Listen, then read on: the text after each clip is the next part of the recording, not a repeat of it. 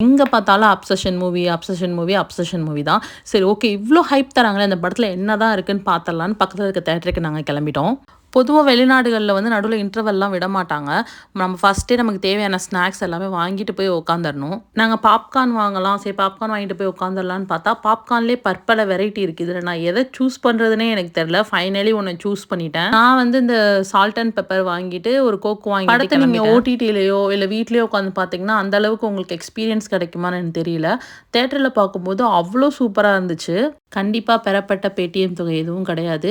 வெளிநாட்டுக்காரன் எனக்கு காசு குடுத்து அவ மூவிய ப்ரமோஷன் பண்ற அளவுக்கு நான் இன்னும் வரலன்னு நெனைக்கிறேன். இந்த மூவி அவ்ளோ சூப்பரா இருந்துச்சு. மறக்காம போய் பாருங்க. தியேட்டர்ல பாருங்க. வீட்ல தயவு செய்து பார்க்காதீங்க. இந்த மூவியோட ஒன்லைன் ஸ்டோரி என்னன்னா, த ஒன் விஷ் அவ்ளோதான்.